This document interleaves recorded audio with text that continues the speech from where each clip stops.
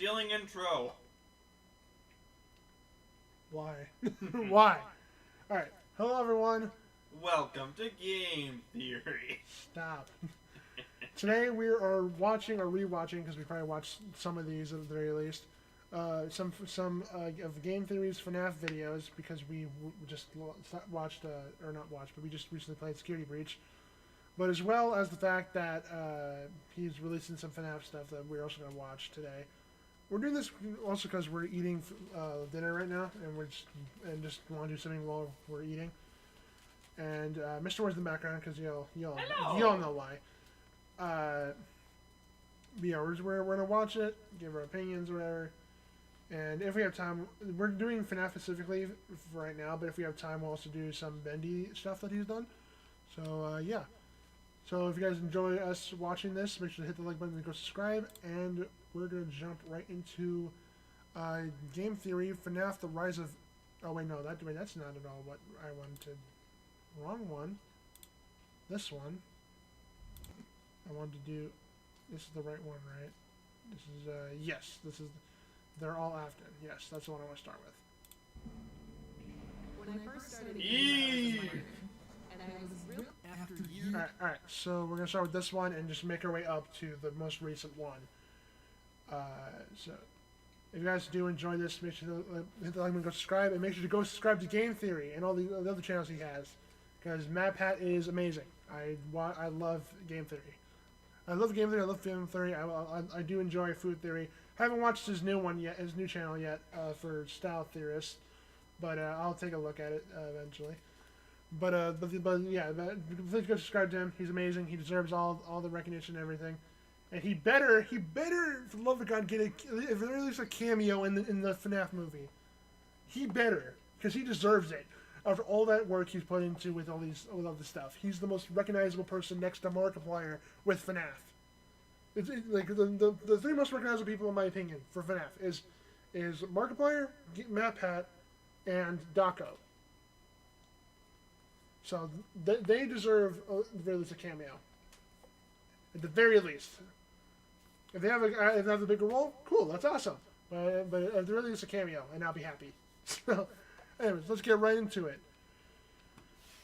After years of waiting, Five Nights at Freddy's Security Breach has finally launched, and with it, we now have a whole load of mysteries to discuss. What's the deal with vanity therapy tapes? Why is this room from Sister Location in Pizzaplex? Who's the best animatronic, and why is it Music Man? There are a lot of clues I love that. Massive games. Lore hides behind every pirate poster and inside every arcade cabinet. But the theory I have today goes to the heart of this game, addressing the one character that we spend a lot of time with, but don't actually see all that much. And that's our main character of Security Breach, Gregory. Yep, in a franchise full of dead kids, I want to focus on the first ever living child we've seen in the main story of the game, except for the amazing game that we all know. Who is Gregory? What is Gregory? And why is he such a cold-hearted savage to Roxy and the rest of the animatronic gang? I'm so mad that you're driving without my permission. Dead. Oh my gosh! Gregory is brutal. My friends, the answers to those questions will recontextualize everything that you thought you knew about this series. So let's begin.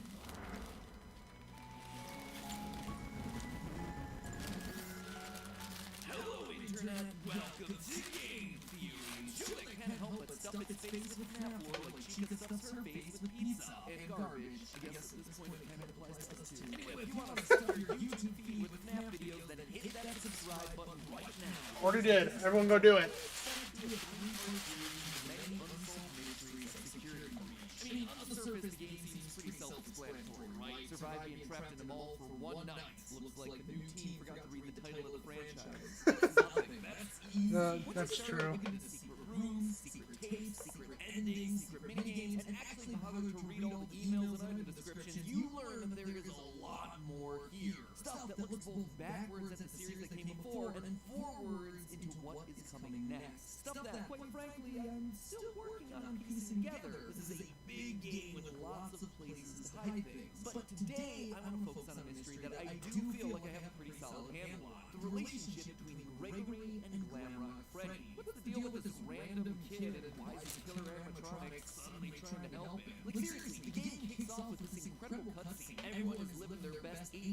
fantastic lives on stage before Freddy suddenly glitches out and smash cut Gregory just being there, I guess. It is one of the weirdest, most jarring intros to a game ever. And then from that point forward, we're just expected to assume that everything is perfectly normal, no explanation necessary. So I'm here to give you that explanation, because I strongly suspect that this boy is not a boy, and this robot is not a robot, and that the story of their relationship is one that's trying to make amends for one of the earliest and most pivotal points from this entire franchise. To begin, let's establish what we do know about Gregory in order to piece together the rest. So what does the game offer us in terms of his backstory? Nothing. First and foremost, we know that he's... I love how he said that. Nothing. No, nada. Quick scan only to realize... Your guest profile is unknown to me. Similarly, when security guard Vanessa is chatting up with Freddy, you hear this part of the conversation. That is great news.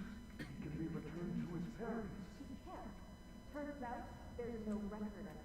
Clearly, Gregory is not a guest at the Pizzaplex. It also seems like he has nowhere else to go. In the game's bad ending, unlocked by just leaving the building at 6 a.m., we see Gregory winding up in an alleyway sleeping in a cardboard box. He appears to be homeless. He's an orphan. This then explains a few other things that we see around the Pizzaplex. And in a couple of hidden locations around the building, we find little dens that are filled with drawings, plushies, and beds. The most notable one being the one behind the daycare center. Gregory seems to be living inside the Pizzaplex, which would explain his lack of a guest pass. We can't even be sure that his name is Gregory. In the game's opening scene, Gregory has no issues speaking to Freddy. Who said that? However, once Freddy asks him for his name, he stutters. I'm Gregory. Why would he stutter out his name when he was clearly fine answering everything else just seconds before?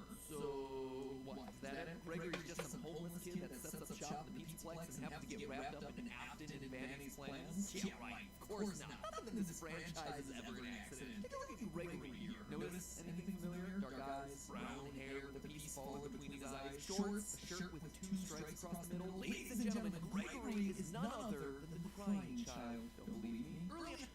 When he first said this, when I first watched this video, I almost lost my mind because, like, oh my god, he looked exactly like the crying child. Like, A lot of people didn't like this one, however. no. And honestly, I don't think. I mean, like, he had the evidence to support it, but I don't think people really like that answer. And even if it's true or not, I honestly wouldn't care. But just it's just weird to pull out of your butt just saying, "Oh, he's a robot." But I mean, the evidence is there. It's there for sure. Yeah, we get this weird moment when Freddy suddenly stops what he's doing and says this. I hear you are broken. We all know that the language in this franchise is never chosen by accident. Everything is meticulously crafted. So is it a coincidence then that the word broken is only used one other time in the FNAF series to describe a child? That iconic FNAF 4 clip with crying child and golden Fredbear, you're broken, we're still your friends, I will put you back together. The fact that both crying child and Gregory look like and are considered to be broken screams of the connection existing between these two. Him being the crying child would also explain why he has nowhere else to go. His dad is an undead zombie living inside a yellow bunny suit, and his mom is MIA. There's also lines like this. Your parents want you to follow me. Your family is looking for you. Let me take you to your parents. On one hand, this just sounds like Chica spouting out some generic security protocol. On the other hand, if indeed Gregory is the crying child, Chica's lines here take on a whole new meaning, because she is quite literally bringing him to his family. His father living in the basement, William Afton. But obviously there's one big problem with this. One that I'm sure all of you are screaming at your monitors or typing out. Right. Crying child is dead. He died in FNAF 4 when his older brother Michael picked him up to be shot. And not only did he die, his soul then went on to be one of the 2 spirits possessing Golden Freddy, the other being the vengeful spirit Cassidy, before he was finally put to rest by the puppet in the happiest day ending of FNAF 3. This kid is well and truly gone. He is removed from the franchise. He is one of the few cards that are officially off the lore table. So why then do I dare invoke his name here? Because Gregory is a robot, a rebuilt version of the crying child. Flame shields activate because it's time for everyone's favorite segment. Backpack uses the lore from multiple FNAF books trying to explain parts of the game that don't make sense. I'll try to make The whole thing with the books, I never wanted to read the FNAF books. But because they're canon to the story, I'm not gonna get mad about it.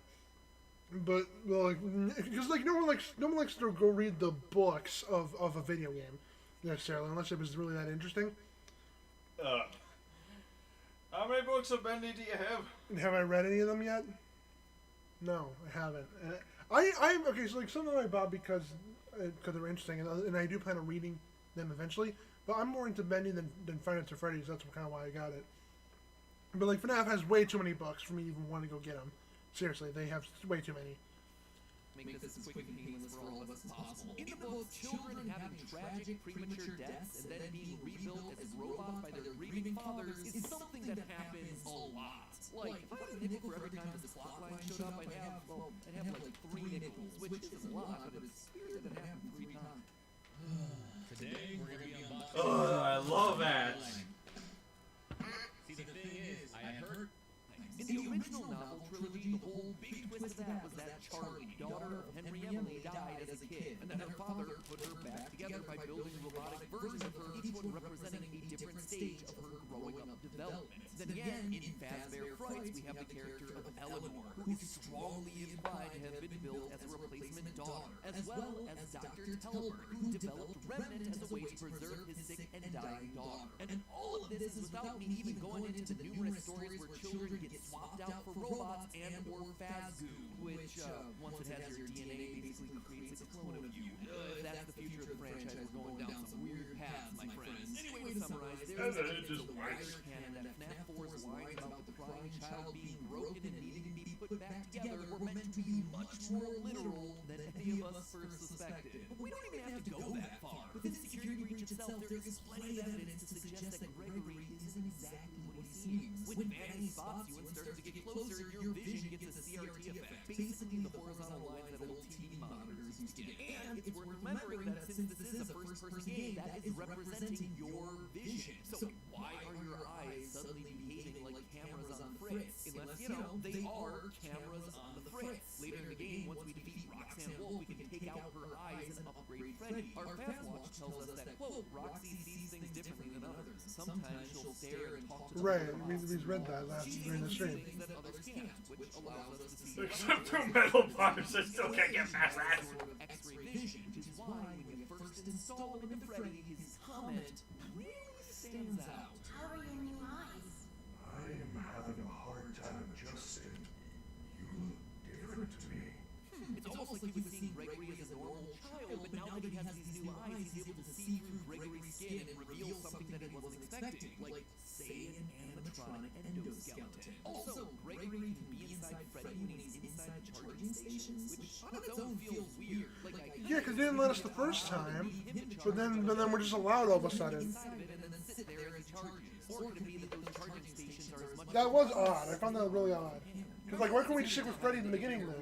Gregory's living, there's a strange amount of decommissioned and what appear to be salvaged security robots. Maybe for a kid who needs a robotic upgrade. The fact that there's no record of Gregory would also make sense. If he's an animatronic, there wouldn't be records of him because he's not technically a human. It would also explain why Gregory has no parents. But maybe the biggest point of evidence comes from the very beginning of the game, where during the opening cutscene we see Freddy glitch out. This sets him on a course of being good for the rest of the game. But what causes that glitch to happen in the first place? Well, by going frame by frame, we can see that there's a security threat on the loose, and it looks to be a small child. It's Gregory. It has to be. Gregory is the threat here. A robot that Yeah, I never noticed that when that happened. But why? How? What would make sense about that? Well, to understand that connection, it's time to put a pin in Gregory and turn our attention over to Freddy. If you unlock the game's final secret ending, you end up going below the Pizzaplex, only to discover a former Freddy Fazbear location, Freddy Fazbear's Pizza Place. If that name doesn't mean anything to you, it shouldn't, really. Most of the restaurants in the series go unnamed. But while the name might not mean anything, the layout should be a familiar one. One large rectangular stage with lights on the trim and big speakers on either side, and a smaller semicircle stage right next to it. It's from FNAF 6 Pizzeria Simulator. Notice the stools that are placed right in front, the checkered floor. We even have purple striped tablecloths and blue, green, and red plates, exactly like we saw in Pizzeria Simulator. As a refresher, this is the location that Henry lured all of the roaming animatronics to in order to burn them to the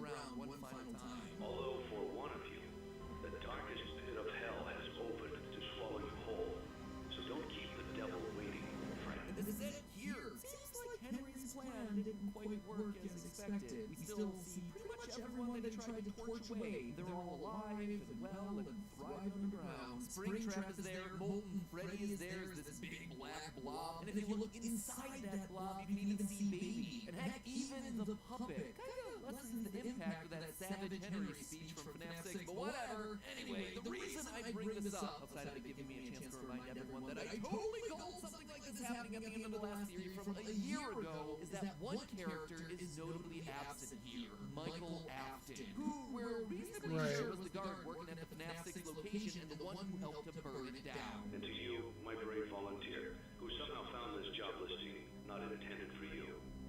Although there was a way out planned for you, I have a feeling that's not what you want. I have a feeling that you are right where you want to be. After being scooped, turning purple, and trying to undo his family's sins location by location, he went down with the ship and burned alongside his father and sister. Which means that presumably he should be here somewhere. And yet he's not. Unless, of course, he's taken on a new form. Say perhaps Glamrock Freddy. We know for a fact that Freddy's been down here based on some of the lines that he drops during the finale. Listen, I have been here before. She brought me here. No choice. Now I have a choice. I have changed. My friends are here. They're so angry, confused, but I can protect you. So he's in a place where he can get possessed. We also hear that Freddy isn't acting like his normal self, saying, I am not me. and in yet another ending, the fire ending, Freddy is more than prepared to set the place ablaze, much like Michael Afton did to Fazbear Fright at the end of FNAF 3. I guess old habits die hard. And nothing says that clearer than the replica of Mike's room from Sister location that's hiding inside the Pizzaplex. Yeah, for those of you who don't know, hidden inside the mall is the exact replica of Mike's living room from Sister location, down to the TV, lamp, and basket of exotic butters. But here's the kicker. Over on Mike's wall is a hidden message, one that was solved through an incredible team effort from Doggo and the rest of the FNAF subreddit. It reads as follows, quote, "Break and mend, I built the breath. They hunt now, drawn to life. Not real, still me. And frit and fraught with thought and zest, and yes, noble on woes. Dodge, duck, flash, shoot, crawl, run, crush the vile band. Cry not, try not, do not hold out hope. Your life, your aim will save those with soul." I feel like this is some sort of poetry reading. Snaps. Welcome to Curse Forge, the home of releasing mods and user-generated content for games such as Minecraft, Wolf. Everyone, snaps, snaps. Yeah, man, cute bongos. Alright, basically this is just a bunch of fancy talk, all relating to Mike's personal journey. The first line is all about breaking and repairing things, and in doing that, creating new life. In other words, Ennard and Baby. The rest is all about his commitment to try and stop the evil animatronics and try to save any of them with a soul left in their bodies. Now, does the presence of this room and home necessarily mean that Mike is Freddy? No. But I do think it's telling that we're reminded of Mike's commitment to save everyone inside of a room that you're required to find alone in the dark, i.e. without Glamrock Freddy hovering over your shoulders. Heck, during the finale, we even get this line from Glamrock Freddy. My friends are here. They're so angry, confused. He's talking about Molten Freddy, the spirits trapped inside of the block. It's very possible that those were indeed his friends captured and killed back in the day. Maybe William himself struck back against the kids that had bullied his youngest son, and now some of their spirits are trapped below the surface as part of the blob in this abandoned restaurant. Or maybe that's why Gregory is so brutal to all of these animatronics at the end of each boss battle. They killed him back in 1983, and now it's his turn to show the bullies no mercy by launching a go-kart at their face and ripping out their eyeballs. And meanwhile, Freddy is sad because they are, quite literally, his friends from when they were alive. But to me, honestly, the biggest connection points between Mike and Glamrock Freddy are thematic. Their narrative. Mike has been moving to location after location to try and undo his father's horrible work. This would just be a continuation of that story, as both Afton's return post-fire. And more importantly, it also completes the arc of the declining child and his older brother. Since accidentally killing his brother in FNAF 4, Michael's been trying to make amends. This would be, quite literally, their grand reunion. An older brother finally able to protect and defend his younger sibling in a way that he failed to earlier in their lives. This is also why Freddy's programming would glitch out after he encounters Gregory in the opening cutscene. The soul of Mike, buried deep in Freddy's code, comes through upon sensing his brother again. It hot rewires the system so that Michael Afton, in the body of Freddy, can defend his kid brother. And the Afton story doesn't stop there either. In part of the Pizzaplex, we find a family dinner scene made up of decommissioned staff robots. A father, a mother that kind of looks like Laura, a daughter with rosy cheeks and orange pigtails, a son, and one with his head missing, the child whose head was bitten off in 1983. This is very clearly the Afton family. There is no doubt about that. The story continues in this game. In fact, I expect that's why the Save Vanny ending here is so important. If you manage to find and complete all the Princess Quest arcade cabinets hidden throughout Pizzaplex, you get an ending where we are able to save Vanny from the control of Glitch Trap. This is something that we predicted would be possible literally a year ago in the theory, but I bring this up not to pat myself on the back, but rather to call out the final moment of this ending, where we see Gregory, Freddy, and Vanny all sitting together on a hill that I should point out is oddly reminiscent of the FNAF 6 Gravestone Hill. It feels meaningful, like all these characters have some sort of history. Why would Vanny be there otherwise? Unless this is meant to be the crying child, Michael, and maybe even Elizabeth, the Afton children, the three kids. This is where he lost me, because how the hell would, after all that stuff with, because like Vanessa's not a robot, so how the hell would she somehow become Vanessa? How would Vanessa become Vanessa? No, like how would Elizabeth become Vanessa? Like I don't like. I mean, I don't remember what the, because I remember this video, but I don't remember the other ones he talked about, because I'm pretty sure he explained it a little bit more. But like I don't see how that'd be possible, for because Elizabeth burned as Scrap Baby in FNAF 6, and we don't really see her again technically. If anything, What does that even? What would that? So I don't know. I don't see the. I don't remember the other videos that he put after this one, but I don't see the real evidence to support that. Hello. hello. Welcome to the stream. We're just watching game theory while eating food. Just a casual stream. We will be streaming another game later. If we have time here, probably we'll see. So let's continue the video.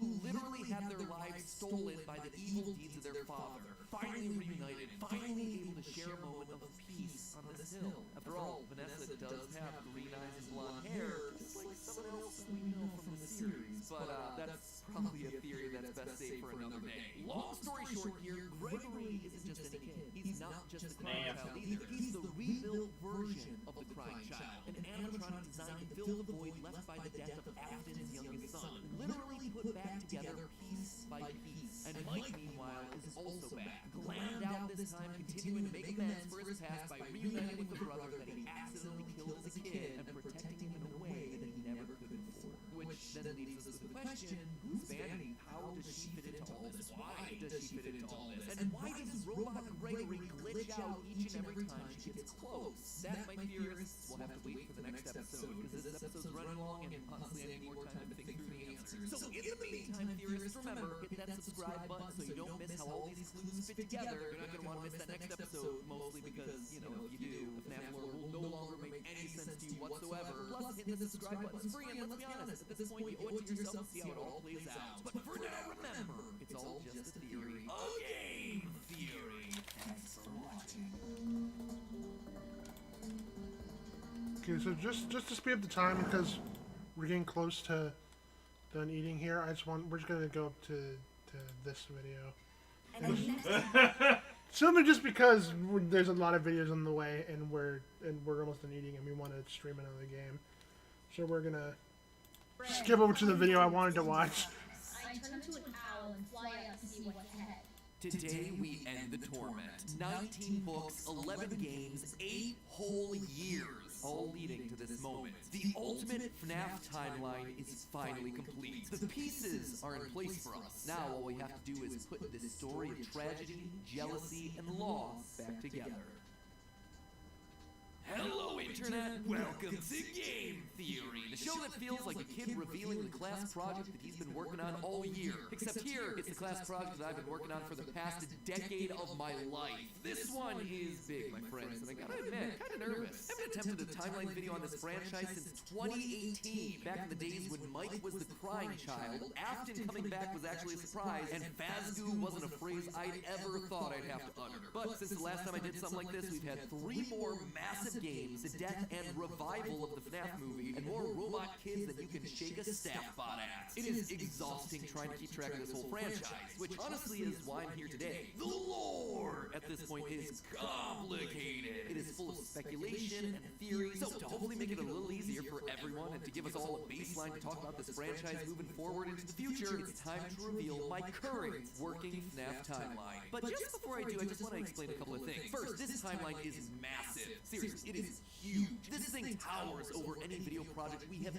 ever done on the channel. But when you look at the totality of this franchise, the story of FNAF really boils down to the story of one man, William Afton. His successes, his failures, his rise to becoming co-owner of one of the most successful restaurant franchises in the world, and his eventual fall to the monsters he helped to create, only to then be reborn in a new digital form later. That's why I've decided to split this timeline into 3 main chunks. The foundation of Freddy's, how the business started and how it came to being, the Afton era, William's decades-long murder spree, and post-Purple Guy. Basically modern FNAF, everything that happens after the Pizzeria Simulator fight. And because there are lots of new big revelations in this thing that seemingly come out of nowhere, as well as just points I want to talk about further, I decided to dedicate 1 episode to each chunk. I originally wanted it to be one seamless, continuous video, but it just felt incomplete without some sort of explanation at the end of each one. Once this whole thing's done, I promise I'm going to merge all the narrative bits into one massive video so you can just skip my explanations. But for now, this just felt like the best, most satisfying, most complete way to do this. That being said, this is still about the story, the broad strokes of the franchise.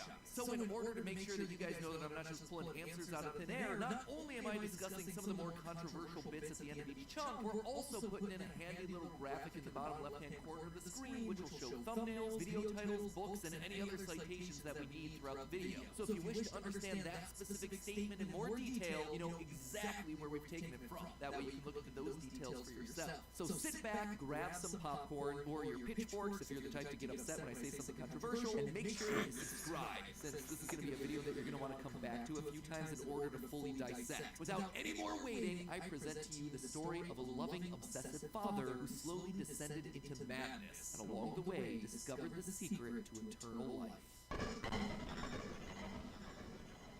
Our story begins not in the 1980s, or even in the 1970s, but all the way back in the 1930s. It was the throes of the Great Depression. People were in desperate need of cheap entertainment, especially in Utah, one of the states hit hardest, 4th highest unemployment in the nation, and full of transients. People looking for work in Salt Lake, finding none, and ultimately moving on to find their fortunes out in California. People were tired and they were hungry, but as they traveled, there was one thing that could lift their spirits: a simple roadside attraction called Fredbear's Singin' Show. The ads were plastered all over town, featuring an animated bear drawn in the popular pie-eyed cartoon style for characters at the time. He resembled cartoons like Mickey Mouse, Felix the Cat, Betty Boop. It immediately said that this, Fredbear's, was a place where you could bring the family. And the price, honestly, couldn't be beat. For 50 cents, you could get food and entertainment as you watched the local trained, real-life dancing bear perform on stage. Normally, you only got to see dancing bears at large traveling circuses like Barnum and Bailey, where the tickets would go for about $1. That's $1 without food. But this was a smaller show, like the type from the Von Brothers or the Robbins Brothers, where tickets would sell for just a mere 50 cents. Watching that bear do tricks on stage brought a glimmer of joy at a time when so much was wrong with the world. The simple show would go on for years, bringing happiness to hundreds of travelers passing through looking for a quick meal. But it left a permanent impression on one little boy, capturing his imagination in a way that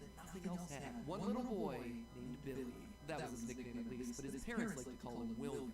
William Afton.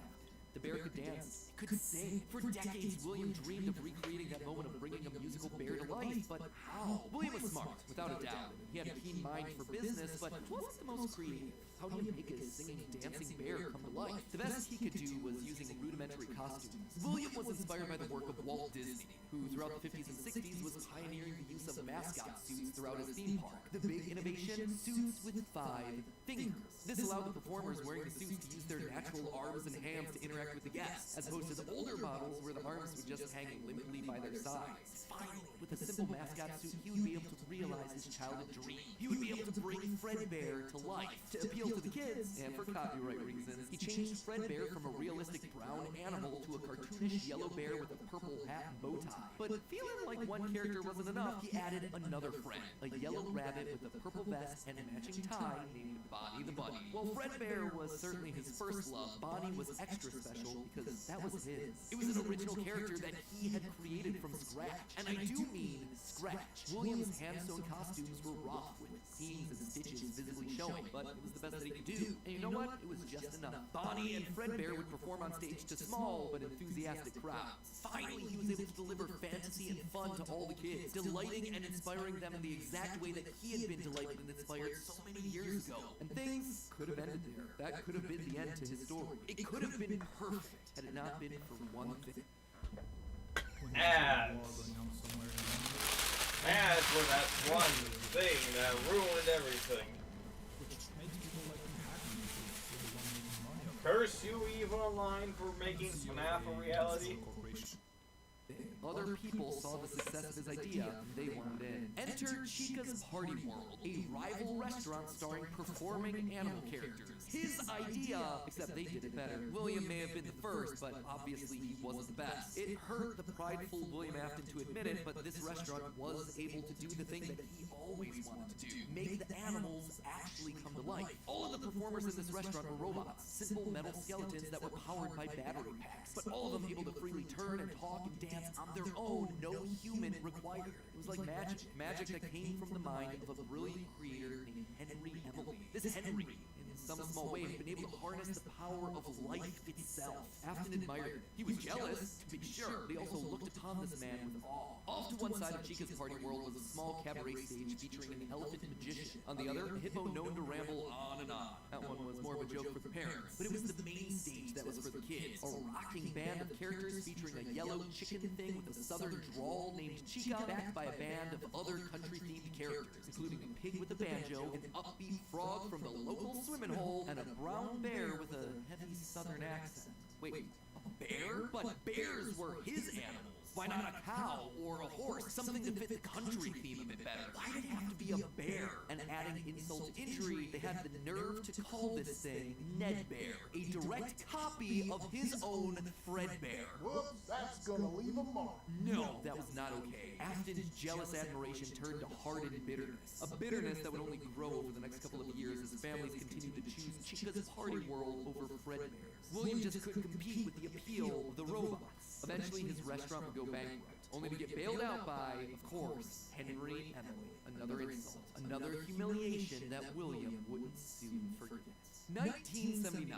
Despite being bitter, Afton couldn't deny that what came next was a period of massive success and expansion. With the two franchises now merged into one, it was the best of both worlds. Afton's ideas with Henry's robotic expertise. The two men decided to launch under a new name, Fredbear's Family Diner, a pizza chain that would eventually come to feature a mix of humans in performance suits as well as on-stage animatronics. They decided to stick with Fredbear as the headliner, considering the yellow bear was easily identifiable as a brand because he was the original performing animal mascot.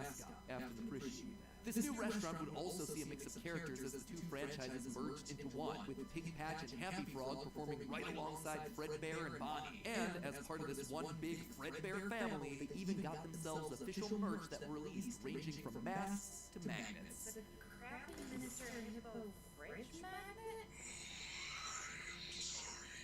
That said, not all the characters were winners. The reception to some characters was just mediocre, so they faded away into the dumpster, storage units, and retro budget tech stores of lost nostalgia, waiting for their chance to step back into the limelight if and when a headliner went out of commission. Others, though, would fare much better, like a new Pirate Fox, as well as a blue guitar-playing variant of the yellow Bonnie Bunny. Ultimately, the franchise would get so big, it would spawn its own cartoon show, Fredbear and Friends. Business was booming. In the end, Fred Fredbear and Bonnie's popularity would be so strong that they would be able to support the Fredbear's Family Diner franchise all on their own, while also spinning off a new sister location dedicated to their friends. In 1983, Freddy Fazbear's Pizza launched, giving a dedicated home to all this new supporting cast of characters. Chicky the Chicken, Bonnie the Blue Bunny, Foxy the Pirate, and of course the headliner, a brown Freddy Fazbear. Business was good, and Afton was happy, mostly. It did bother him that the one original character that he created, the one that he himself played, Golden Bonnie, got passed over for inclusion in that cartoon show. The only character in the roster of regulars to get ignored for the show, but other than that, things were going smoothly.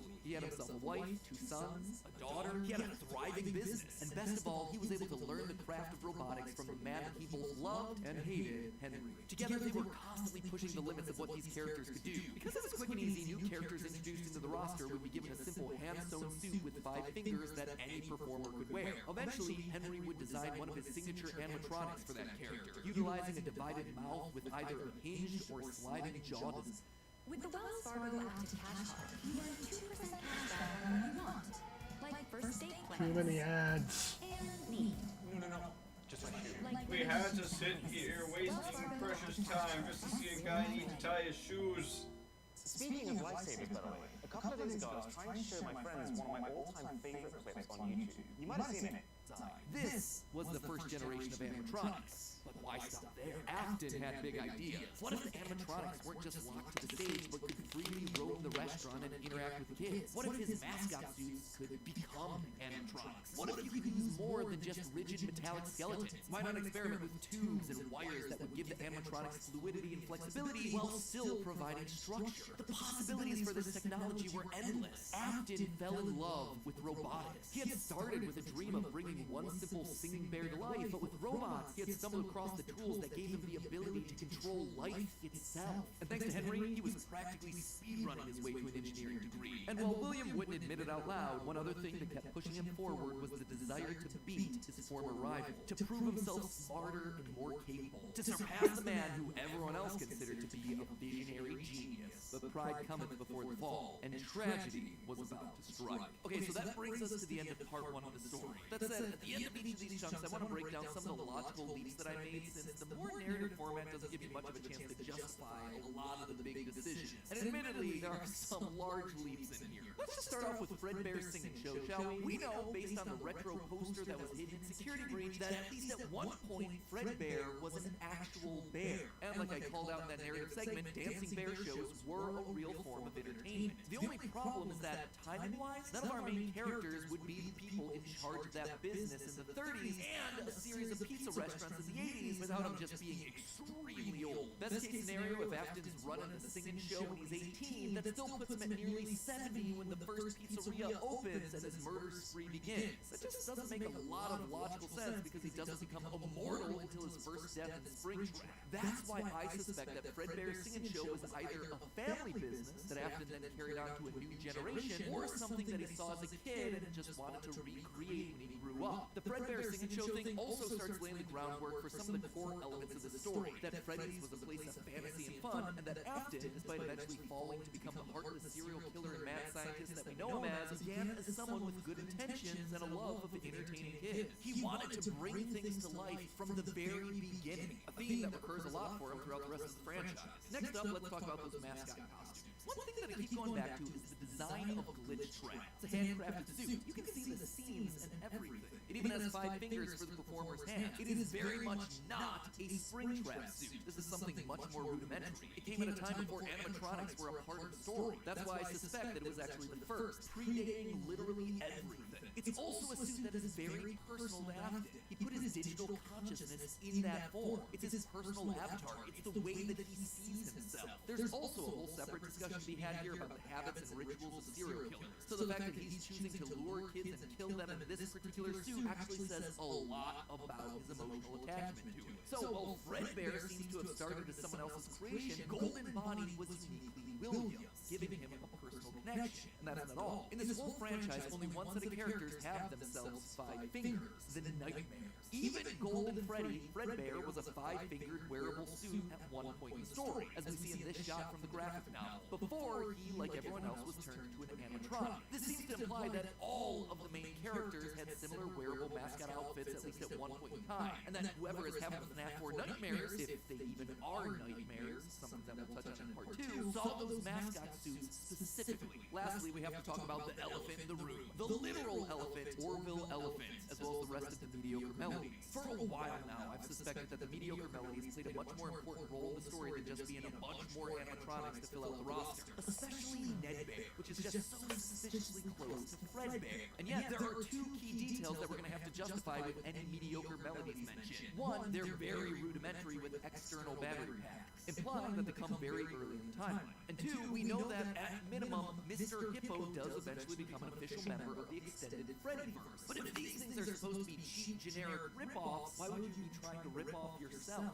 You wouldn't. You would be stealing someone else's ideas. So if Afton created Fredbear, there would have to be some rival franchise. The only other person who would likely be ripping him off, Henry. We've talked extensively about how the mediocre melodies are clearly Henry's design aesthetic. So it just has to be him. I don't think Henry's doing this maliciously. He doesn't strike me as the type. He was likely building the robots at the orders of someone else that was running a rival restaurant franchise. But that's enough motivation to start Afton down a path of jealous rivalry, but also begrudging admiration. As the Freddy Files Ultimate Edition says, it's important to revisit the beginning of Henry and William's relationship, so here you go. I think this is where it begins. Also, this is future Matt Pat here coming back to add this one in. It seems like the recently released character encyclopedia has backed up all of this speculation. I've had this timeline written for about a month now, but I've also been holding off a bit to see what wrenches this character encyclopedia might throw into it. And on this particular point, I gotta say, it seems like we might actually have nailed it. They actively call out the suspicious similarities to the main Fredbear crew. Quote from I buy the same products Quote as you, from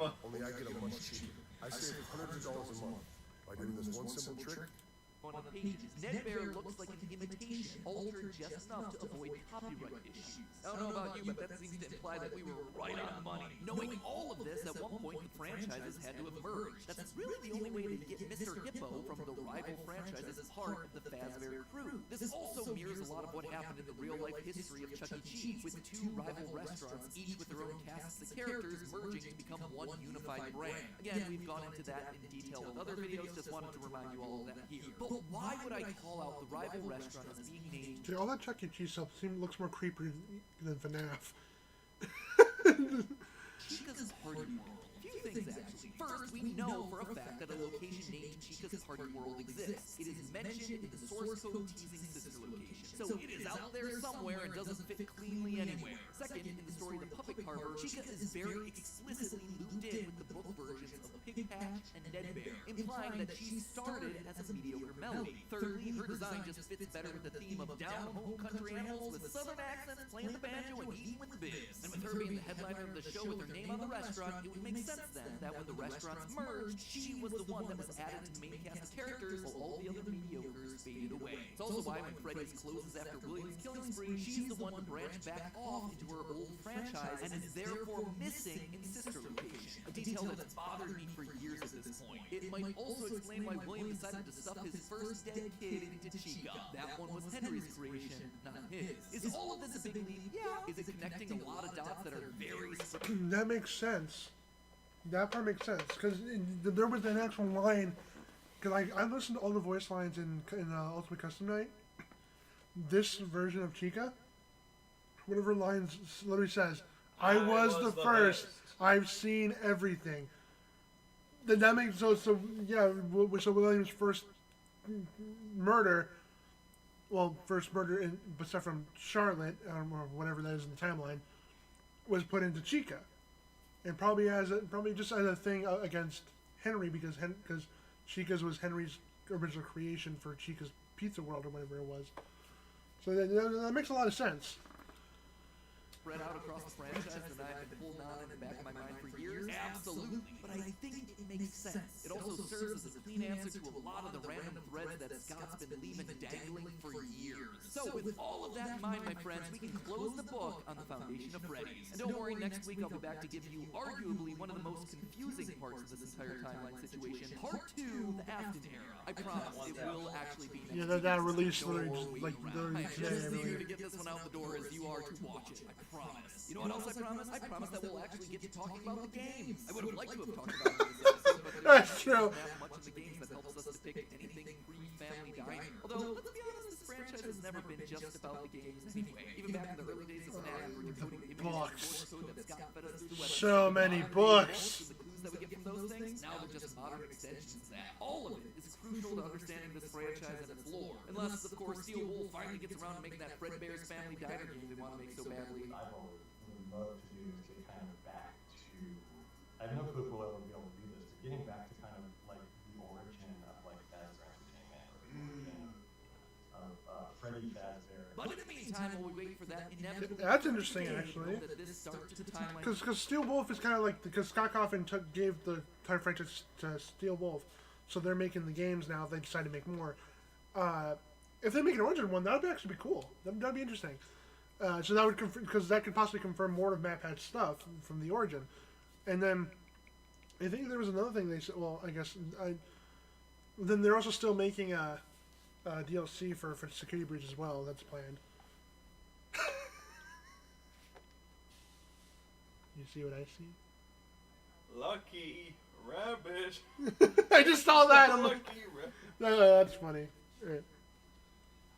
I hope to fill in some of those gaps. I'm excited to share part 2 with you next week. If you haven't subscribed and rang the bell, make sure you do it now so you're notified when that part drops. I cannot wait to see your thoughts down in the comments below. And as always... So I haven't actually seen this video yet. I have not either. I clicked at the beginning and was like, wait, I want to stream this.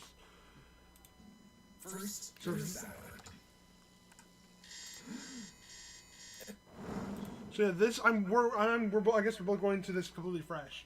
So let's see what MatPat's got for us. Hello, Internet! Welcome to Game Theory, and officially page 7 of the FNAF timeline script. Last time we covered the origins of Freddy. We talked about William Afton's childhood dream project of making a singing bear come to life, and the infuriating moment that his dream is copied by a rival restaurant franchise looking to steal away his success. The merger of the two franchises results in William meeting Henry, a brilliant designer with a knack for robotics. Working together, they make Fredbear's flourish, spawning popular Saturday morning cartoon shows, toy lines, and spin-off restaurants under the Fazbear name. When last we left him, Afton was thriving, the world of robotics opening his eyes to new and exciting ways of bringing characters to life. Bringing things to life, yeah, that was his core driving force, his passion. And it was this very passion that would mutate, twist, and morph from here on out in the story. Because with life, there is inevitably death, something that Afton would become intimately familiar with. But before Afton acquaints himself with death, I want you to take some time to acquaint yourself with our newest channel. Guys, this is a huge moment for us theorists. For the last decade, we've had this 4-player controller icon, and now we finally fill in the final missing piece. Get ready for the rollout of our newest theorist channel. Drumroll, please.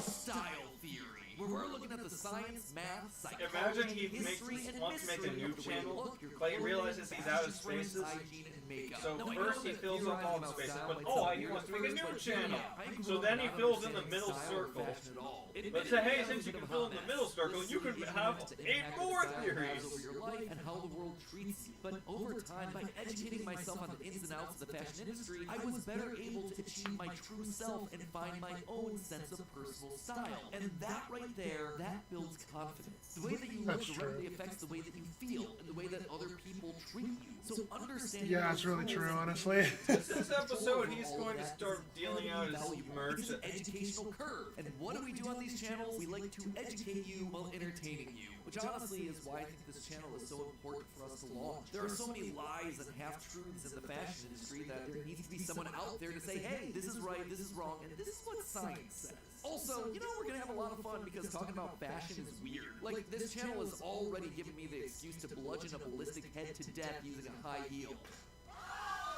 It's also the channel where we're going to physically be testing the viability of female armor, or how many t-shirts it takes to stop a bullet. There's also practical everyday stuff too on this channel. Sorry, is this MatPat or Mr. Does it make Beast? a difference whether or not you wash your legs in the shower? That's the sort of stuff that you can find on this new channel. In fact, there are 5 new episodes that you can check out right after you finish this beast of an upload. I personally recommend starting with the Killer Heel episode because this episode's all about the birth of a killer. And while you're over there, consider Yes, William stabbed children dead with a shoe. Because if we manage to get 1 million subscribers by the end of the month, it'll put us as a top fashion channel here on YouTube. Show the world that looking smart can be even better than looking cool. So go ahead, enjoy your all-day theory marathon. And now with our logo complete, it's time to complete our other massive ongoing project, this timeline. Onward to part 2, where things are about to stuff get dark in a hurry. I love that sound effect. 1983, business was booming with 2 whole restaurant franchises running. Fredbear's Family Diner and the newly opened Freddy Fazbear's Pizza. Together, William and Henry had been able to take the hybrid suit idea and make it into a reality. They called their new invention the Springlock suit. And fittingly enough, it was symbolic of the partnership between these 2 men. A human suit as designed by William that could become a freestanding Henry-style robot. But because it was still new tech with kinks to work out, the rollout was limited, restricted only to the Fredbear's Family Diner location. All of this meant that William was busier than ever. He didn't have time to be a full-time parent, so he designed a nanny cam system where cameras and speakers were in throughout the neighborhood, as well as in his youngest son's favorite toy, Psychic Friend Fredbear. I mean, plushy Fredbear. But since cameras just weren't enough to raise a kid, he also left childcare duties to his eldest son, Michael. There was just one problem with that. Michael was far from the best babysitter. He tormented his younger brother by jump-scaring him with a foxy mask and constantly left him behind. William watched all of it from his cameras. Kids would be kids. Tomorrow was another day, after all. Except Michael's torment didn't stop. Bitter, angry thoughts would run through Michael's mind. Why did he have to be the one to take care of this whining crybaby all the time? It just wasn't fair. It was time that he got even with his brother by playing the ultimate prank. A prank that just so happened to be on this crying child's birthday. He and his friends would take his scared little brother and make him do the one thing that he was terrified of doing, getting close to the animatronics. That would be embarrassing for the kid that was such an embarrassment to him. His brother squirmed, screamed, kicked, and fought, but just as they were putting that small, squirming boy up to Fredbear's lips, the mouth snapped shut. The sensitive spring locks inside the body had been triggered by the boy's movements. They immediately clamped down. The wriggling stopped. The boy went limp. It was just a prank. It was meant to be funny. The boy was taken to the hospital and was immediately given an IV. Flowers and pills filled the nightstand next to his hospital bed, but the damage was too severe. He couldn't recover. As the younger brother's consciousness began to fade, he could hear Michael's last words, a small and flimsy apology. But his father, William, through the voice of the Fredbear plush, were a firm and committed promise to a dying son. You're broken. I will put you back together. This would not be the end. No matter what, William's son would live again. It would just take time. Time That makes a lot of sense. Remember back the first video we just watched of Gregory being a robot. You're broken, we'll be back together, and then that little plushie was like a nanny cam. That makes the whole robot theory a lot more sense. Oh my god, that makes a whole lot more sense now. Because first everyone was like, "There's no way," but then looking at the theory, at the possibility, or at least the evidence of that nanny cam of William saying, "You're broken, I will put you back together," of William actually saying that, doesn't seem very far-fetched that Gregory could be a robot and actually be the crying child. So that makes a lot of sense now. That right now he just didn't have. His young son's heart flatlined as the boy faded into the inky unknown of the afterlife. In the aftermath of the tragedy, changes started happening around the restaurants. Kids were now required to wear security wristbands to prevent anyone from getting outside without parental permission. Any kid who approached the exit without permission would have to answer to the security puppet, a marionette on strings that could fly around on rails across the restaurant to stop kids. That's what the scare bats look like, the William's puppet. idea, inspired by Michael constantly leaving the restaurant without his brother. In the wake of Fredbear's springlock failure, all the hybrid suits were getting retired, locked away at the nearby Freddy Fazbear location. It was yet another tough pill to swallow after all the hard work that he and Henry had put into that. William would eventually bury the boy's small body in a remote location out in the woods right alongside his drive into and out of work every day. The death of this little boy sent the family spiraling. His wife, crippled with grief, was so distraught that all she could do was sit and watch TV. But his son Michael was far worse. Complaining of seeing hallucinations of a golden bear standing outside of his window. The boy was so racked with guilt that he was convinced that he was being haunted by the ghost of his brother stuck inside the suit that took his life. The suit's three-toed feet digging into the wet earth. The words, "It's me," ringing through Michael's ears. Some nights, Michael would even go so far as to break out of his room to check the gravesite and ensure that his brother was still there. Hang on, you have a phone call you need to answer. Oh, I can't. Call has been forwarded to an automatic voice message system. At the tone, please record your message. Hold on. An Oreo snack cake? Yes, sir. Yummy. As for William himself, he disappeared into his work and his drinks. Junior's, the local bar, wasn't far from his son's gravesite. He found himself going there more and more frequently, spending longer and longer amounts of time there. The bar gave him a place to think, to remember, to reflect and stew on how Henry had stolen his idea for an animal-themed restaurant. How they cut his character out of the cartoon when everyone else was there. How Henry had humiliated him by buying him out of bankruptcy. And now there was a son. Henry had taken his son from him. The robotic part was the part that failed after all. William ordered one more drink, but it was one too many. The bar turned him out and told him to go home. But William did go home. Drunk and angry, William raced back to the restaurant to give Henry a piece of his mind, only to find someone else waiting. Henry's daughter, Charlie, locked outside of the building, bullies laughing at her through the window. Fine, some other problem to fix. But then Afton got an idea. Beautifully awful idea.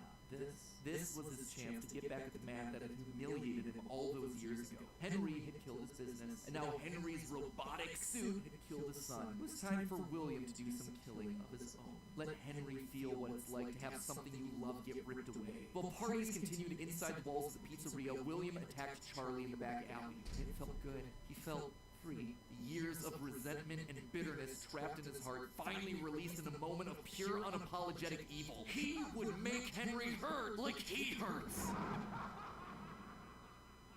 And in that moment, William became a killer. He dropped Charlie's lifeless body and drove home, forced to confront his family problems later that night, appalled but also a little excited by what he had just done. Charlie's death would remain on the books as a random act of violence, and though Henry had suspicions about William, there was no physical evidence, nothing that could link him back to the crime. In the weeks that followed, Fredbear's Family Diner would close for good. 2 high-profile deaths around the restaurant with 2 grieving owners in such a short period of time, just too much bad press to handle. Besides, Freddy Fazbear's was still open, and it was the newer restaurant anyway. All the equipment from the diner, including the old yellow suits and security puppet, would get retired to that location, and there they would sit for 2 uneventful years. The rest of 1983 and 1984 were spent quietly grieving. Freddy Fazbear's Pizza and the new cast of characters were a hit. Tragic memories of their yellow predecessors quickly faded. Afton kept a low profile and buried himself in work and research, quickly reaching Henry's level of engineering, even surpassing him. And while Henry slowed down to breathe, Afton kept going, even starting his own company, Afton Robotics, for all those pet projects that were a little bit too experimental for the regular operations of the pizzeria. The first of these experimental projects was a secret workshop under his house, a veritable bunker, which allowed him to work while still monitoring his kids via hidden security cameras. 1983. A passcode that served as a constant reminder of why the cameras were so important, why he was down there in the first place. This was all to fulfill the promise that he had made to his son, right? I will put you back together. This was for him. All for him. Right? But cameras weren't enough. He needed to solve the runaway Michael problem. He had to keep him in the house. He couldn't have another one of his kids wind up dead inside of an animatronic suit. So why not run a little experiment on Michael? You see, all this work with Henry had gotten Afton to start learning more about life, robots, the human mind, and what a fallible machine we as humans were. Our reality is so easy to manipulate with a few sensory deceptions. Deceptions like sound. With just a few sounds, he had discovered that he could alter a person's vision. He could transform blank, smooth plastic robots into lumbering, twisted nightmares. Nightmares far scarier than he could create with actual materials. They would appear organic, rotting, putrid, terrifying. These would be his means of keeping his son Michael in the house where he belonged. Was it extreme? Maybe. But then again, this was the boy who had killed his son. He would make him sorry. And so Michael would grow up not only dealing with the memories of his own guilt, the hospital room, the pills, the flowers, the death of his brother, but also facing literal nightmares. Illusions created by... So those were actually Michael real? would never forget these either. Years later, as a security guard, he would still draw pictures of them inside of his logbook. But all of these extra projects meant that his home life suffered even more. He was an absent father and a non-existent husband, leaving his wife cold and alone. Why do you hide inside your walls when there is music in my halls? All I see is an empty room, no more joy, an empty tomb. And despite his repeated demands that he leave his office and engage with the family, he refused time and time again, leaving her no choice but to leave. You burned down my house. You call that a house? It was like a morgue in there. You need to see your son. The baby isn't mine. Well, how's this? I'm keeping the diamond ring. And through it all, there was one lingering feeling. William wasn't done. He had gotten a taste of what it felt like to be unleashed, what it felt like to be free. Charlie's murder had unlocked something in him, and he wanted more. June 26, 1985, putting on the golden bodysuit, he lured children one by one to the back room of the pizzeria when no one was looking. At first, he was cautious. He would lure them with promises of taking cookies. He told them that their dog had died. He would ask for help with homework. Susie was the first. Never truly forget your first. But where to hide the bodies? He couldn't sneak out. Someone would see him. He had to hide them in a place where they'd never be found, and where they'd never leave the building. They had to be stuffed inside of the suits. No one maintained those things anyway except for him. And so Susie would go into Chica. Fritz, Jeremy, and Gabriel would come next. But it was easy. It was too easy. And with each little light he snuffed out, his lies got bigger. Their house was burning. They're just being kidnapped. Until the last one where all pretense was off. He let himself get violent. Too violent. I'll just wait for him after school, throw a bag over his head, hit him with a shovel, and drag him into the back of my car. The body of Cassidy was far more bloody and broken than any of the others. He'd let himself go too far. Don't know where that voice line's from. That's pretty fucked up. Language. This is a children's game. We're watching the timeline of FNAF. How is this children related? I don't know. With no more active There's children being murdered here, so... That's way worse, more of inappropriacy than me swearing. Now broken and discolored with age. Broken, like Cassidy was broken, like his son was broken. Newspapers reported on this disappearance, naming the whole thing the missing children's incident. Police would even charge William with the crimes after finding security footage of the golden mascot suit luring kids to the back, but they couldn't convict him. They had no bodies, and his face had been hidden behind the mascot suit the entire time. What they had was circumstantial at best, so he walked away a free man. But Henry knew the truth. In these murders, he saw his daughter Charlie all over again. So he threw Afton out of the company and shuttered the doors to the old pizzeria. Henry would keep the franchise quiet for 2 years. This would not happen again. This could not happen again. How could he protect the kids? Finally, he developed a solution. He would implement an even more extreme security system in the form of new animatronics. Toy animatronics, inspired by the toys that they had been selling years ago. But these guys, these were special. They were a new breed of robot with facial recognition abilities. But most importantly, they're all tied into some kind of criminal database, so they can detect a predator a mile away. All the original animatronics, now withered with age, were moved to the new location. With a plan in place, it was time to try once more. The year was 1987, and the new and improved Freddy Fazbear's Pizza was... You should have stopped after that. Newspapers. Headlines that just so happened to catch the attention of William Afton. Freddy's was back. Without him, that was his idea, his character. Henry was, yet again, trying to cut him out of the picture. No, as long as these restaurants stayed open. Okay, yeah, he was trying to cut him out of the picture, but for good reason this time. Well, Not just out of... The man is a serial killer. You think he's caring about that? Because Henry took him... He literally just said, Henry removed Afton because of the murders. No shit, he wouldn't bring him back for the reboot of or fucking the pizza, whatever. But just it should have been obvious. No shit, he wouldn't mention him or bring him back, because of the same shit that would happen again. It was. Would always come back. So Henry's stuff was justified, completely justified. $100 a week to apply call. Afton would go back, not as an owner or co-founder. He would go back in the one place that they would least suspect him, a lowly day shift security guard. And there it was, buried in the bag of parts and services mixed in with the old withered animatronics was the golden rabbit. With the yellow security badge still on his chest, he used his crank to pull open the spring locks. It was time for Bonnie to give an encore performance. Someone used one of the suits. We had a spare in the back, a yellow one. Someone used it. Now none of them are acting right.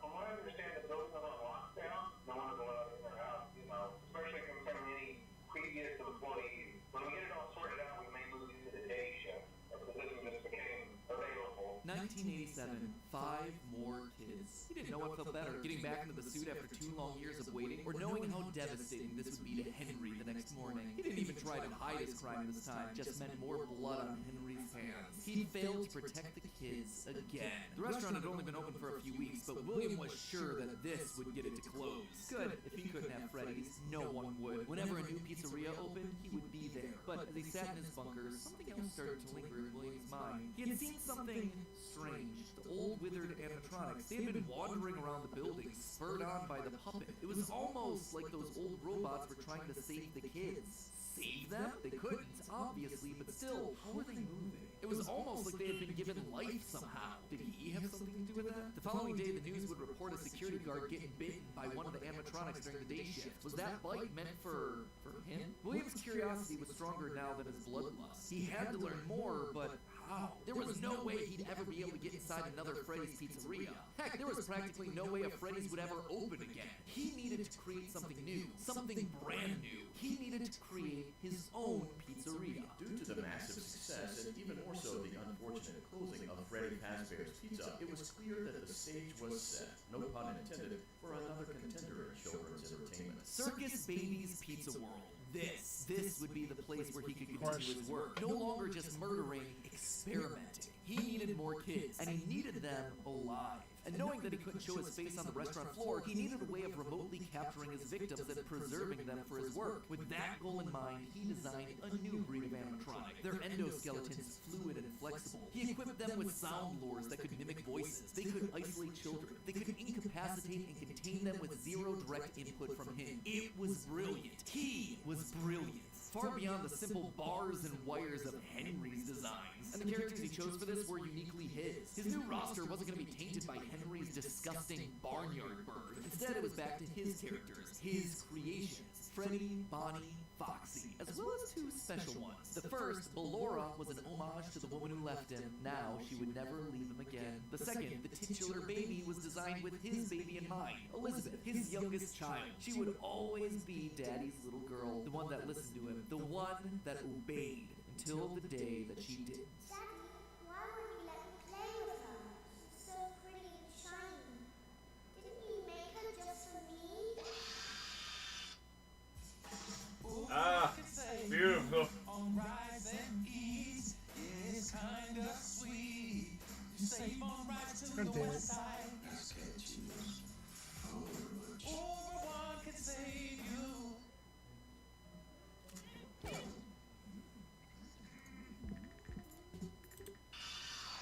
The day before Circus Baby's Pizza World opened, she disobeyed. She didn't listen. Left alone with Baby, she got too close. The animatronic ripped in half and swallowed her whole.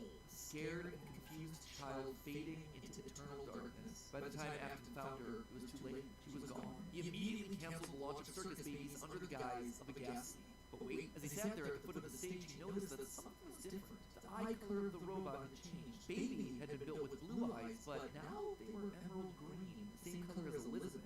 Was she in there? Could this all be connected to the free-moving animatronics that he had seen at Freddy's? He had to know more. His mourning turned to excitement. He had to return to where it all started. 1993. Pathetic. This place was pathetic. Henry had clearly tried to reopen one final time with those old original animatronics from so long ago, but William's damage to the brand had been permanent. These things stank of death. They hadn't been washed in decades. But even if they had, nothing could wash away the stink of murder that haunted these halls. One night, then another, then another. William repeatedly snuck into the old, broken restaurant to lure the living animatronics to it, one by one dismantling them, robbing them of their endoskeletons. The metal had to be the secret. It had to contain the remnants of life itself. But he had to know for sure. Leaping out of a room that was invisible to the animatronics programming, he dragged the oversized robotic skeletons back to his underground workshop. Back to where Circus Baby watched on with glowing, curious eyes. Eyes that somehow felt alive. Not knowing what else to do, William melted the robotic parts down. 5 animatronic endoskeletons reduced down to one silvery puddle of goo. Could he transfer this living metal to his own creations? He had to try. He picked up a syringe and filled it with the molten metal and injected the goo into Funtime Freddy's twisted, wiry endoskeleton. And suddenly the coils came to life. Like snakes writhing in a pile, what had once been cold, lifeless metal moved and jolted on its own. He'd done it! He had unlocked the secret to life itself. Except something was clearly wrong. The movements were erratic. They were violent, angry. Baby didn't act this way. She had been calm, collected. This was clearly something else. Something mindless and frantic. Perhaps by mixing the souls and then portioning them out, he had created an incomplete beast. He would need to keep testing to truly understand it. He needed more of this remnant. As he searched the old pizzeria one more time for any remaining scraps of metal, the ghosts attacked. His past victims come to collect their due, all led by Cassidy. The 5 lined up and blocked the door. Afton's mind reeled. The scientific implications of this were incredible. Ghosts, real ghosts that he could see all standing against him. Well, what could they do? What could they do? He panicked as Cassidy approached. How do you stop something that's already dead? Maybe with the thing that resulted in their death in the first place. He would get into his suit like old times. He would regain his power over them just like the day that they died. He was the genius. He was the one in the suit. He was the one in charge. The spring lock snapped into place. Maybe it was his frantic movements. Maybe it was the leaky abandoned restaurant. Maybe it was just fate coming to collect its due. He didn't know. The only thing he did know was that his brain was suddenly filled with searing white-hot pain as hundreds of metallic pins and gears stabbed into his body from all sides. All he could do was collapse, blood slowly oozing out of the suit and pooling out of the floor around him. It couldn't end like this. It wouldn't end like this. His work was unfinished. Unable to move, his only option was to survive, to live, to keep living. It took days lying in his own blood, but eventually someone found him. A security guard making a normal report. When he saw the animatronics torn apart in the middle of the party room floor, it caused him to file an immediate report of a break-in. An owner would have to come in and claim the damage. And who else would it be other than Henry? Hope jumped in Afton's heart. Henry would see him. They were partners, after all. He would be the one to help save him, to get him out of this suit, to relieve him from this tremendous pain. Henry entered the secret room. His eyes fell on Afton sitting there in the pool of red. And Henry, saying nothing, turned and walked away. This is just to inform all employees that due to budget restrictions, the previously mentioned safe rooms are being sealed at most locations, including this. Nothing is being taken out beforehand, so if you left anything inside, then it's your own fault. Management also requests that this room not be mentioned to family, friends, or insurance representatives. And so there Afton would sit, hanging on for 30 years, trapped behind the walls with an iron will that refused to die. End of this part. I say this part because it's not officially the end of the Afton era just yet, but this just felt like a really solid stopping point. The episode has gone on forever. Okay, so most of this is things that we already knew, stuff that's been established and reestablished time and time again by the games. That said, there are two things that I absolutely have to address. The first and biggest is the placement of sister location, or more specifically, Elizabeth's death. To me, evidence in game seems to suggest that it was meant to come before the crying child's death in 1983. The biggest clue to this is that the crying child saw something. Remember what you saw is the phrase that's repeated over and over again by psychic friend Fredbear, aka William Afton speaking through a walkie-talkie in the Fredbear plushie's stomach. But what did he see? Well, I think we can tell based on how the nightmare animatronics are visualized. They have mouths in their stomachs, just like Baby ripping in half at the waist to swallow a kid. There's also the empty girl's room, one presumably left behind by a dead sister. And lastly, it explains why he's scared, and more specifically, why Afton wants him scared. He needs his kids to stay away from the animatronics. He doesn't want them getting too close because the last time one of his... So he said that Afton made sister location. Now I'm a little confused because I thought he said, because in the last video he talked about. No. So in this video, he says that the crying child, got chomped. Yeah. And so Afton got sad, killed Emily, killed the kid, the first kid. Yeah, there's something a little mixed up because he talked about his son gets chomped, he gets drunk. Afton eventually gets kicked out of the company because of the murder and all that. But this is what happens. Okay, so crying child gets chomped. He goes, drinks his grieving sorrows, and then out of pure anger, as he goes back to the diner, he kills Charlotte and Emily. And then that inspires him to go start killing kids. Which then gets him kicked out of the company. Yes. And then he's... And outside of that, he makes Circus Big Pizza World. And then Susie's death happened. So, but he's confusing the thing, saying that Susie's death happened before the crying child because the crying child saw something. That's kind of confusing the fact that the crying child was technically the first kill because it was an accident, but Circus Big Pizza World opened up after Afton got kicked out of the company after the first thing of murders. Maybe he explains it. Let's keep watching. Yeah.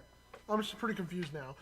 His kids got too close to a robot. His daughter died. That's then why he sets up the nightmares, to scare both Mike and the crying child away from the animatronics from that point forward. So they are real! No. The nightmares... They could be real. They could just be hallucinations based off of nothing. But he made the nightmares for both kids. He first said they were for Michael, not the crying child. What's the crying child's name again? He just referred to it as the crying child. I'm pretty sure. Let's just call him Gregory since. No, well, yeah, but some people have for some reason call him Evan. For some reason, like the FNAF community calls him Evan. So I don't know why. I got really confused about that, but let's just continue. That's why books like the character encyclopedia outright suggest that we play as the crying child in FNAF 4. That's why he has a nanny cam following the crying child everywhere, so he can keep tabs on his kids when they're out of his sight. He can't let another Elizabeth situation happen. The death of Elizabeth also gives William Okay, both ways he's explained this make sense, but he's confusing the fact of which one comes first, Elizabeth or the crying child. Because either he created Baby because the crying child died, or the crying child is afraid of the animatronics because Susie died from Baby. It's getting confusing. I feel like we need to... I feel like we missed something during this video, but we might look back later. I don't know. An extra motivation for killing. He's a grieving father. His daughter was taken away from him, so Charlie should die as well. He's lashing out at the world after... That's not what he said in the beginning! That's not what he said! I like a good... Okay, hold on. Remember, okay, 2413. I literally want to go back to when he literally says, crying child was first. I don't have paper, but we'll just remember that for later. 2413. Yeah, that's it. All the time. It just wasn't fair. It was time that he got even with his brother by playing the ultimate prank. A prank that just so happened to be on this crying child. You can fast forward, it's just saying, oh yeah, they're going to throw him into the mouth. Stopped. The boy went lit. The younger brother's consciousness began to fade. He could hear Michael's last words, a small and flimsy apology. But his father, William, no, the voice of the Fredbear plush, were a firm and committed promise. More back. Broken. The suit that took his life. The suit's was so distraught that all she could do was sit and watch TV. But bring lock failure, all the hybrid suits were getting retired, locked away at the nearby Freddy Fazbear. How far do you want me to go back? Answer to the security puppet, a marionette on strings that could fly around on rails across. Happened after crying child's death. Correct. One, Keep playing. No. My point that I'm trying to get to, from what he literally says, is okay. So like oh, you're right. Crying child thing happens, then he gets drunk right here. Yeah. Drives over, decides to kill Charlotte. Yeah. That's what he says, and now he's saying... Well, then he flip-flops it and says that Susie was first. No, go back to the drunk driving thing. Go back to the... There, perfect. Unpause.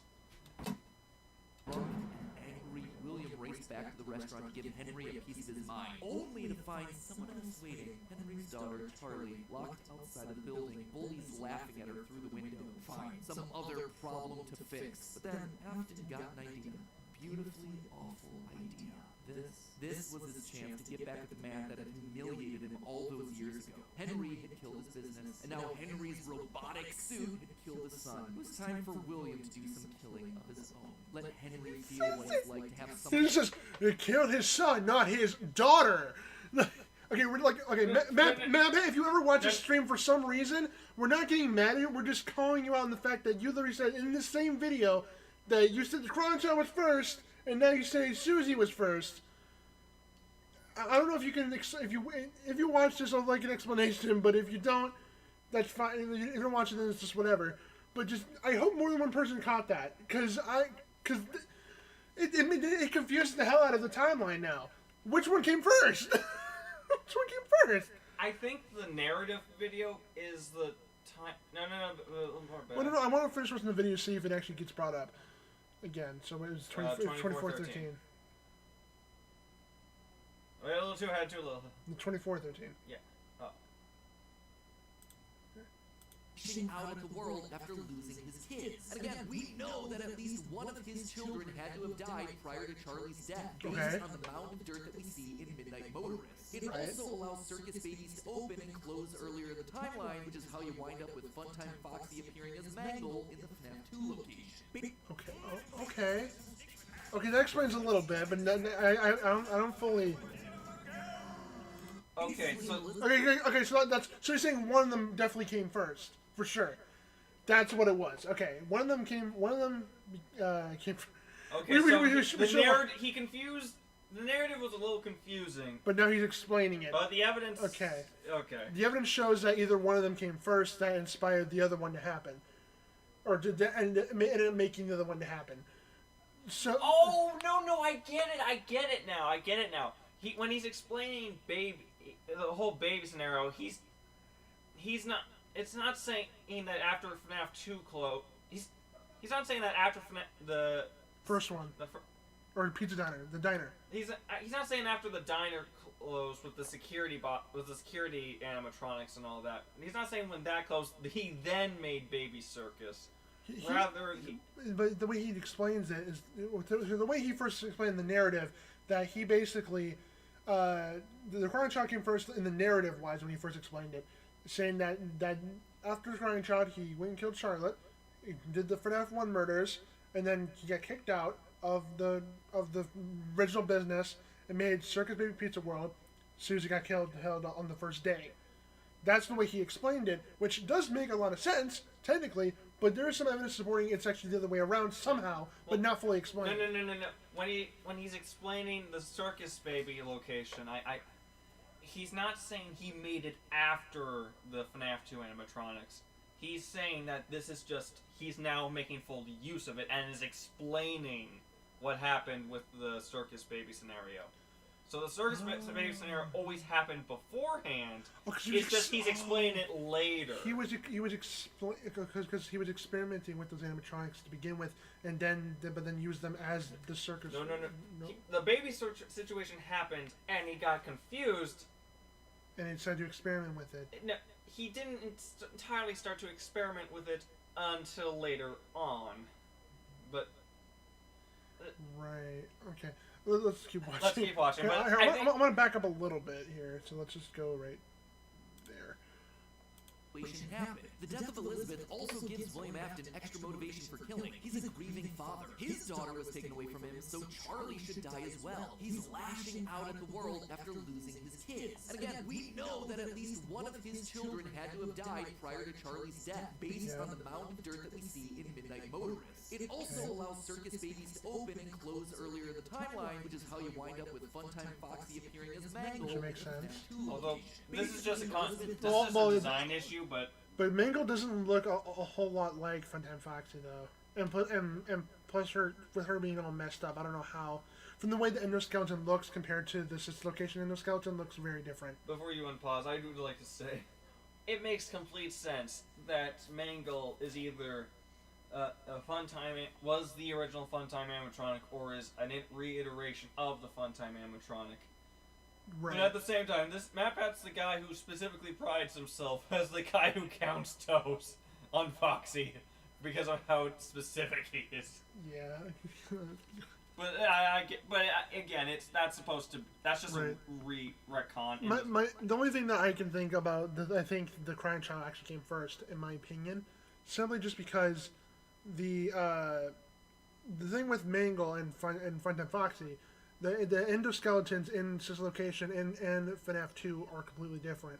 So having. So perhaps the Funtime animatronics were designed, but the. I don't think the endoskeleton. They could have just taken the design of Funtime Foxy and slapped him on Mangle, or the Mangle was the inspiration of Funtime Foxy. Yeah, because Mangle but again.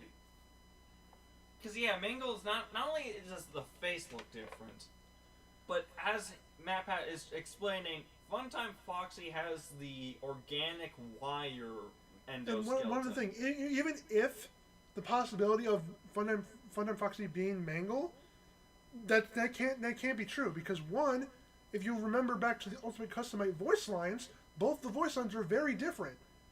When Funtime Foxy sounds like a dude, saying like, "It's time to take your final bow," and all that crap, and then Mangle's actually sounds like a girl saying, "Now it's time to take this mantle and put back together," in like a creepy girl voice.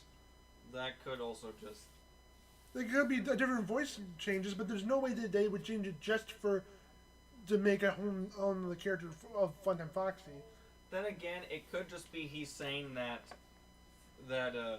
it's placed earlier because... Yeah, but the point is that those two animatronics have to be very different if they both had their own souls in them, one, and two, if they had different voices and different roles of the FNAF Ultimate Customize. Because if they're the same animatronic, why would there be two of them? It's also worth pointing out that these can't be the same animatronics because again, Funtime Endos look very different from what Mangle has. Right. Exactly. Okay. Let's keep going. We're talking way too much about this. Let's keep going.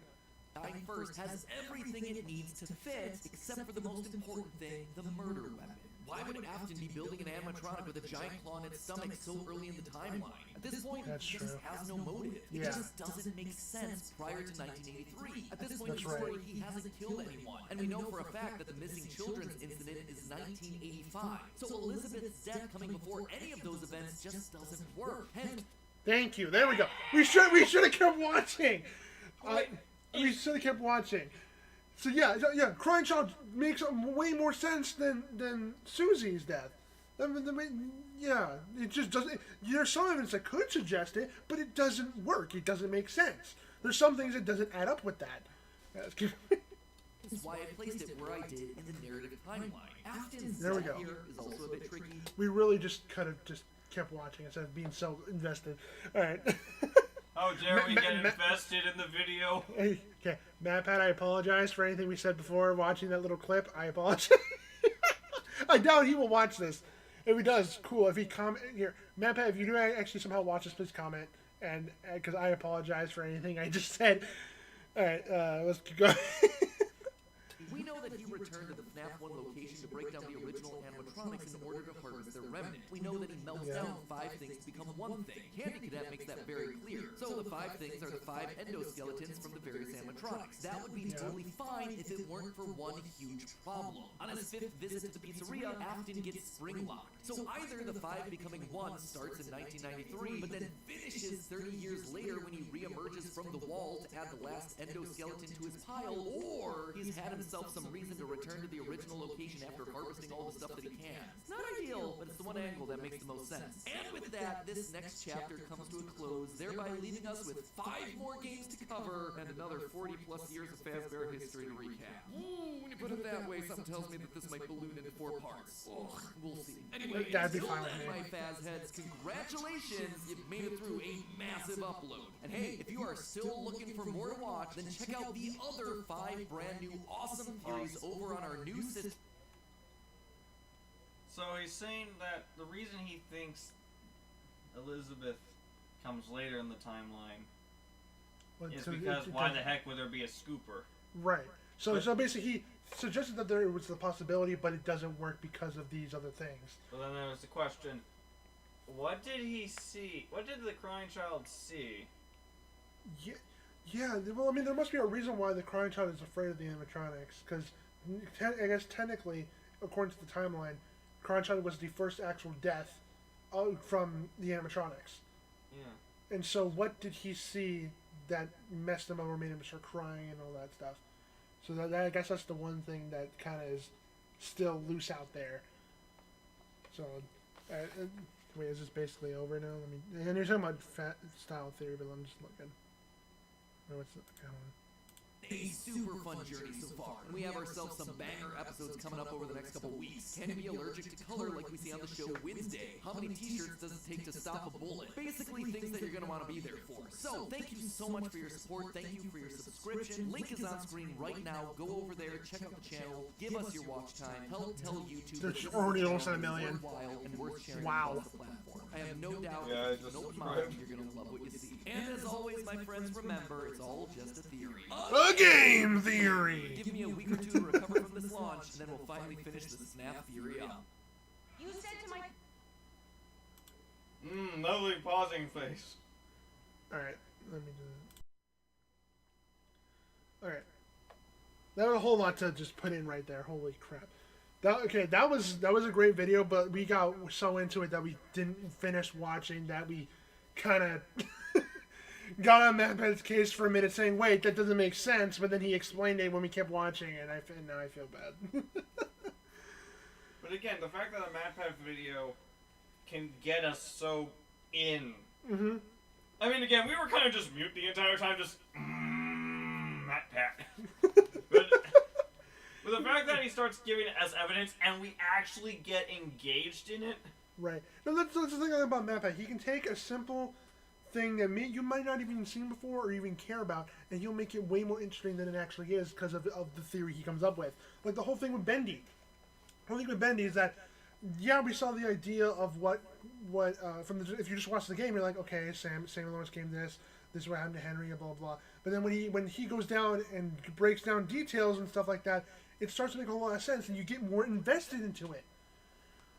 That's really what I like about game theory, film theory, and even food theory, of learning interesting facts about whatever topic he's talking about. And even if he's wrong, the ideas he presents are usually really cool and spot on, because they make sense. And even if it's wrong, they still make sense of a possibility, and that's why it's a theory, and not just this is this. But when he actually comes up with the actual answers, it's still amazing as well. This is true. This is the reasons why. And if the creators confirm that, that's a win. That's a win for him. So that, like, Mappa is I believe one of the smartest people in gaming. One of the smartest people in gaming. To have a team, him and a team, take their time and effort to go into the lore of games, even if it's just be a game that you just should be playing for fun, digs out all the details of it, no matter how small it may seem, and pointing out a whole theory dedicated to it. The Bendy the Dark Revival. He made a theory about Joey Drew lying about some of the things about what Audrey is and some of the other stuff as well, in which the theory made sense, but he took one thing saying, like, it was odd that you literally got a slideshow of the game's lore in the middle of the game, but then he took that little thing, like, we couldn't just leave it at that, saying like, oh, okay, that's the truth, that's what happened. Obviously, there's something a little deeper going on there that's different. Now, one theory that I thought he was going to do, but he didn't talk about at all, I thought he was going to talk about what is going to come next with Bendy. Now that's the thing. That's the theory that I've kind of had after playing the game of what I think is going to happen. Because I haven't posted or even talked. I talked only a little bit about it on the channel when I played Bendy.